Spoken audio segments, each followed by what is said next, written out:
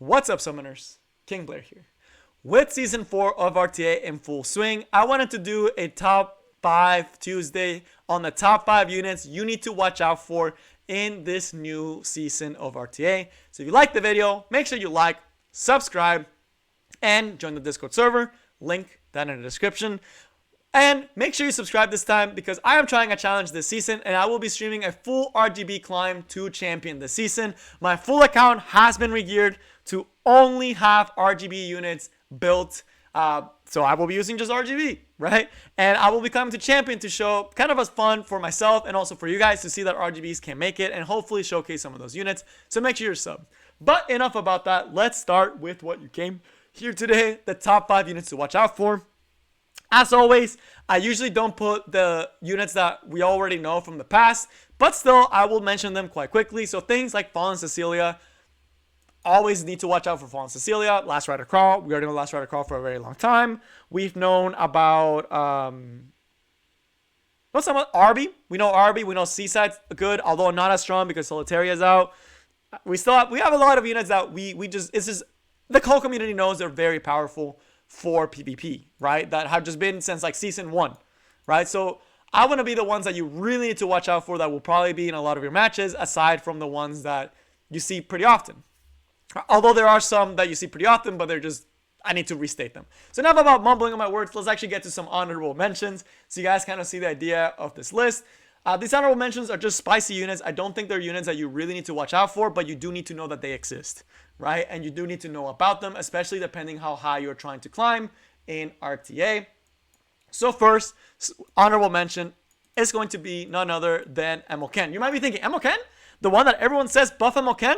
What happened? What the heck, right? So Emoken surprisingly does have a pretty spicy build out right now to counter Golden Boys. That build is actually a lifesteal F-Res set, which is very hard to do, but if you're able to do it, it makes a lot of sense, right? Because General Purgus, A Tywin, and even Last Rider Cross to an extent, they're all light, so they have a higher chance to crit on Emoken. And even if they don't crit, like with Last Rider Cross S3, he still has a chance to counterattack. If he's on lifesteal, he'll be able to heal before actually proccing his Sigurd Scythe.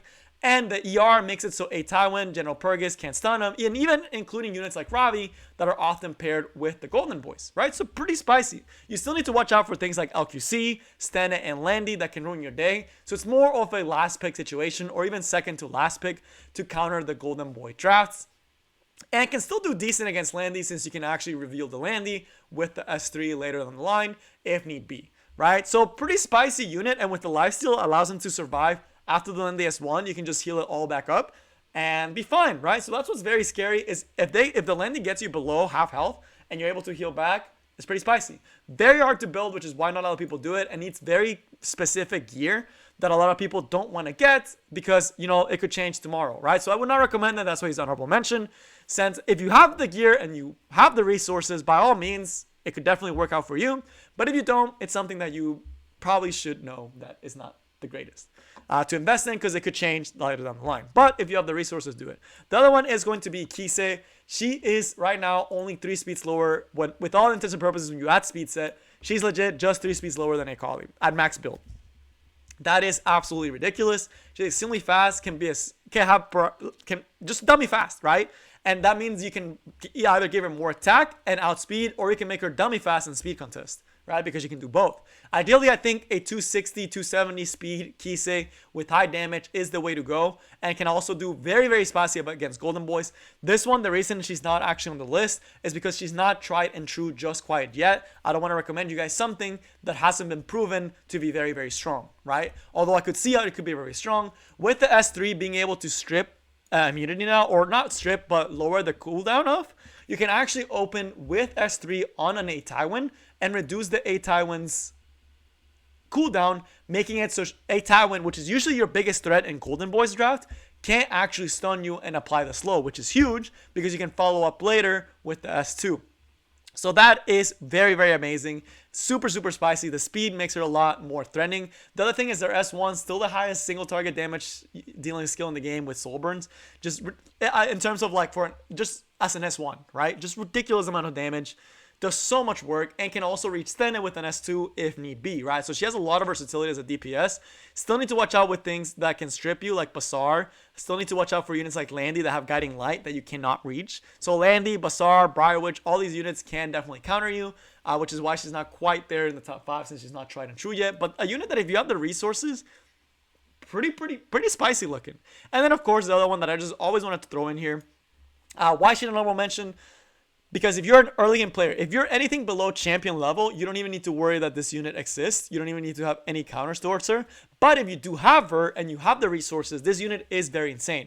The reason why a lot of people think she's bad is because she's very gear intensive and very team intensive. She's a unit that relies a lot on the team but can take you to peak levels, which is why she sees a lot of play at top level. She's one of the most hated units at top level play. They usually pair it with Ross, with T-Crosset, with Landy, with Doris and Ruel, right? So a very tanky team, very annoying, can seal, can strip, and once she gets to S3, it's pretty much over, right? The amount of things this S1 counters is ridiculous, and it just wins in frenzy, right? Which is something that a lot of people don't like going to, which is why people think she's bad, but in the right team, she is amazing. So that is it for the honorable mentions. I know there was a lot, but those are units that I wanted to point out that are quite spicy, that if you have, are very fun. But now, as far as the actual top 5, you will actually need to watch out for these units and have responses to them. Briar Witch Iceria. People still think she's bad. I don't know why, but she's an incredibly strong unit in the current meta. Things like Landy, right? She destroys, and Landy is very popular, and she is definitely going to be on this list. Things like the new Kisei, right? If she becomes a problem, Briar Witch has access to Guiding Light, can counter Kisei. If Kisei ends up becoming a problem, she can strip, set up attack buff, unable to be buffed. It's over for the Kisei. Spectre Tenebria, you're able to apply that attack break, taking away turn 1 advantage. Last Rider Crawl, Fallen Cecilia. Just the amount of units you can strip and set into and essentially win off is ridiculous. The reason why people think she's bad is because they want her to do more than she is. She is a DPS, quote unquote, DPS setup unit, right? She's there to do poke damage. She's there to use this S3, do a little bit of damage, and set up attack break and cannot be buffed. If you cannot win off of this skill or off the draft pressure that she provides, you're not using her right and you're not putting her in the right teams. She is meant to be for aggressive teams. She's meant to be for teams that have follow-up, right? Whereas Basar is very good for setting up the team. She kind of leads the charge in terms of damage, sets up a little bit of attack for the rest of your team, and then just applies debuffs that make it crushing and puts the draft in a certain position. If you pick a Landy and they pick a Briar Witch, you have to respond to the Briar Witch. You have to. If you don't put a cleanse, you lose, right? Because the attack buff and cannot be buffed, you just lose, right? So it forces a cleanser, forces a response for the opponent. That draft pressure is ridiculous, and the fact that she can take off unable to be buffed, again, is very powerful. The other thing is Basar often does get banned or can get picked away from you, and then they pick the Landy. Well, you still got Briar Witch, who is basically guaranteed the S3, which is all she needs, right? This one's there for icing on the cake. The S3 is the reason she's here. A lot of people still build her weird. I recommend ideally Immunity or Guiding Light or both, right? She needs to be decently fast as well, and it's hard to build and it's hard to use, which is one of the biggest things why she has such a bad rating, even though she's a ridiculously good unit. So Briar Witch Iceria, very powerful. You need to know she exists because you don't want to commit a team to all buffs and then just get slapped down, even if you have the Basar ban because of a Briar Witch, right? So now that brings us to the number 4. We have none other than Basar himself. I thought about putting him number 2, but the reason I didn't is because you should already know he's extremely impressive. But you need to have an answer for him. A lot of people have their Holiday Youthings built now for Basar. A lot of people are building their Lily Assist, again, to counter Basar. There's a lot of people building their units to counter Basar. Because if you don't have a response to him, you straight up lose. This is the reason why Ravi is so prevalent in today's meta, is because of Basar, and why Kisei has the potential to be ridiculously good, which I didn't mention before. So Basar being extremely powerful, extremely annoying, setting up turn 1, stripping buffs, setting up unable to be buffed, and getting that nice little pushback. The only thing that he doesn't have that Briar Witch does is the typing. Since he is Earth, you can actually stack some fire units against him and put him in a really bad spot. The other thing is he doesn't really do a lot of damage. He's mostly a control unit and setup, right? So for the most part, where Briar Witch does some damage and leads the charge, Basar just sets up into a crushing team combo. Briar Witch just debilitates the opponents. Kind of different, but pretty similar roles. Now we have the number 3. This is probably the spiciest unit in here. And the reason I say this is because a lot of top level players are actually picking up this unit. And I am eyeing this unit as well. I really am considering about building this unit because he has so much potential as a unit. Troublemaker Crosset. He alone may be the reason this meta changes completely. Because people are tired of Golden Boys. And one thing that Golden Boys lose to is A, cleansing. Because A, Tywin and General Purgus don't have effectiveness that much anymore. And B, sustain. All Golden Boys units, Last Rider Craw, General Purgus, A, Tywin, even to an extent Sage Ball, are all very aggressive turn 1 style units. They are there to push a strong S1 and win off of that advantage. Troublemaker Crosset takes all of that away with a high FRES build. If you build in high FRES, this dude becomes ridiculously good. Because now he can't be stunned by Golden Boys, and he just becomes a massive threat with the new buffs that he got to his S2. So the S2, when you attack the backline, you now get a 20%, a 15% CR push for free. The second they hit your backline, 15% CR push, right? So think of units like Landy. Think of units like Spectre Tenebria. Think units like Art Seam and Mercedes. You're getting a CR push if they try to kill your DPS. You can put any DPS back there, and now if they try to kill that unit, you're getting CR for free, and you have a chance to counterattack as well and stun the opponent. You have a 35% chance to counterattack. That's ridiculous, right? And on top of all that, you make the unit in the backline essentially stronger SSB passive. This is a 40% damage sharing effect. 40%. To put that into perspective, if your Arbiter Vildred would have done 10,000 damage to a Spectre Tenebria in the backline, right? That's going to kill more Spectre Tenebrias, right? 10,000 damage is a lot. That is now 66,000. That is ridiculous. This is not including Adamant Shield.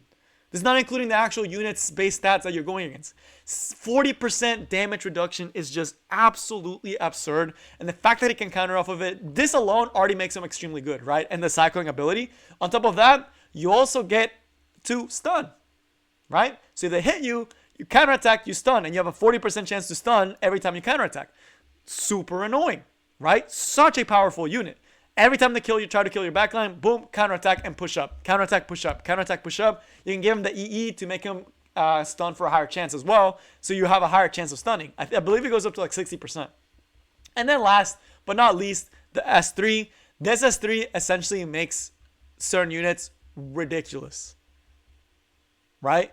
Because you give them increased defense and usually anti-crit buff. Right? So for the most part, for your DPSs, anti-crit buff. That unit's not dying. Landy, not dying. Stene, not dying. All these units, not dying. The other thing that this skill does, cleanse. Right? Cleanses. So a Tywin, doesn't matter. Didn't matter that you stunned them. Didn't matter that you debuffed them. Just didn't matter. Just cleanse. Easy. Right? So this skill is just so polarizing. And the fact that he can cycle every time you try to hit, you're not killing the backline. There's so many builds and super cool stuff that's based off this guy. I think he's going to be a meta-breaking unit. I think you're going to see him a lot more than you already are because of how strong his kit really is. He has a very, very powerful kit now, especially with the units he can protect, which leads me to the number 2, Landy. Landy is becoming one of the premier DPSs. There is so much protection for Landy, and now there are multiple builds for Landy. You already know the usual Landy build. You guys should already know Landy at this point. The big DPS Landy, the ones that do dummy, thick, high damage. You guys know these by now, right? They're pretty strong Landys, right? Well, now because of T-Crosset and because the meta has just slowed down so much, there is also a lifesteal Landy build floating around with lifesteal or using Bloodstone. Usually with lifesteal, and lifesteal Bloodstone, right? Sometimes both.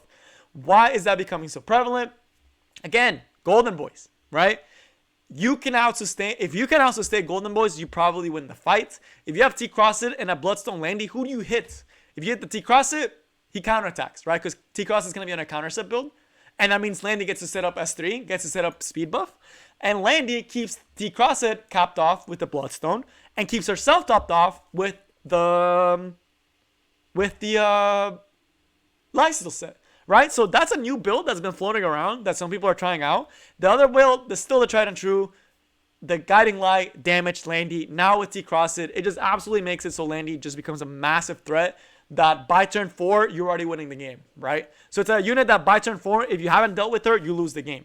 This unit is just absolutely ridiculous. She's the premier DPS, and you need to have strippers for her. You need to have Basars, you need to have Briarwitch, you need to have Cereses, you need to have Valencias. You need to have strippers for her, as well as follow-up that can take her out as early as possible. The longer it takes you to take her out, the more likely you are to lose that fight.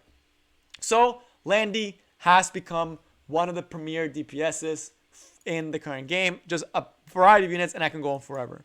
And now on to number 1. It should come to no surprise to anyone who number 1 is. This unit just has dictated the meta and dictates the meta to this day. General freaking Purgus. This unit is broken.